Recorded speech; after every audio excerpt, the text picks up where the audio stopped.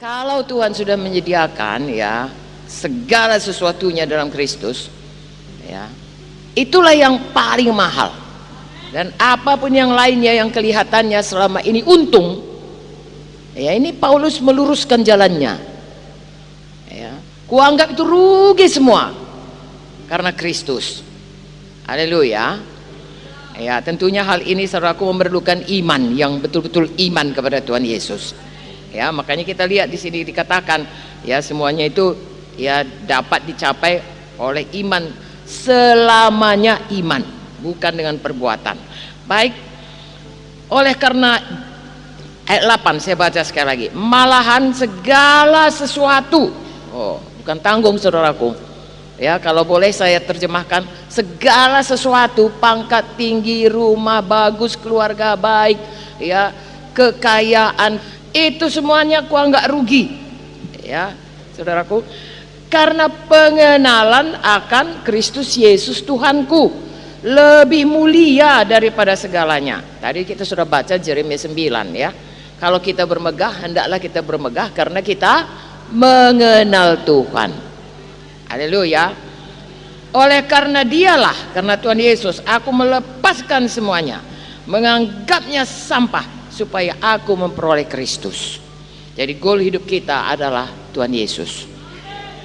Amin. Tuhan Yesus ya.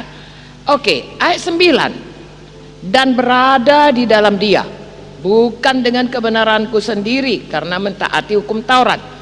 Jadi kita mendapat Yesus atau berada dalam Yesus, Yesus dalam kita, bukan karena melakukan hukum Taurat, tetapi karena apa saudaraku? Karena iman. Betul? Efesus 2 ayat 8, karena perbuatan atau karena iman? Saudara diselamatkan karena saudara berbuat baik atau iman kepada darah Yesus? Nah inilah dia, berada dalam Dia, kita ada dalam Yesus, Yesus ada dalam kita. Amin. Kita selamat dan kita hidup sekarang ini karena Yesus, karena kita perbuatan baik kita menuruti hukum Taurat atau karena kita beriman? Karena beriman, bukan karena kebenaranku sendiri karena mentaati hukum Taurat, melainkan dengan kebenaran karena kepercayaan kepada Kristus. Dan sesudah dia selamat, dia membela betul-betul pekerjaan Tuhan sampai dia niat. Tapi begitu pun dia katakan, bukan itu dasarnya aku beroleh Kristus. Aku beroleh Kristus karena imanku. Tahukah saudara kenapa saya tekankan hari ini kepada saudara?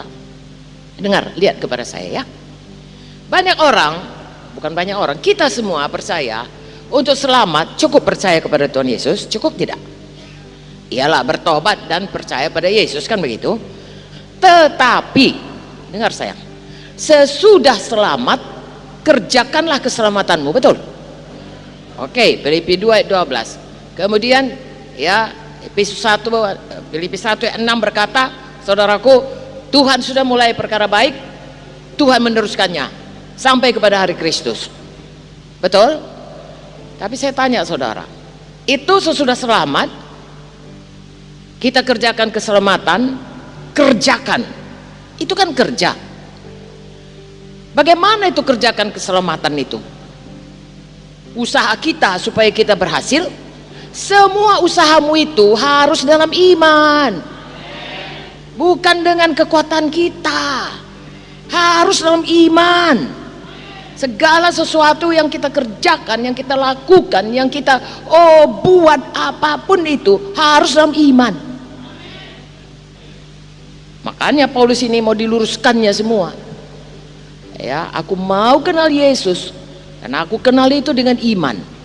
Dan seterusnya pun coba kita baca saudaraku ya, bukan dengan taati hukum Taurat, melainkan dengan kebenaran karena kepercayaan kepada Kristus, yaitu kebenaran yang Allah anugerahkan berdasarkan kepercayaan. Dua kali dituliskan ya. Karya 4 ayat 6 berkata, bukan dengan kuat, bukan dengan roh, semuanya oleh bukan dengan kuat, bukan dengan gagah, semua karena roh Tuhan. Jadi mulai keselamatan dengan iman, seterusnya dengan iman. Dan kalau kita mulai keluar dari situ, saudaraku, itulah yang sudah tadi melenceng itu, melakukannya melenceng, lama-lama goalnya pun melenceng. Sepanjang jalan jangan pernah melenceng dari iman.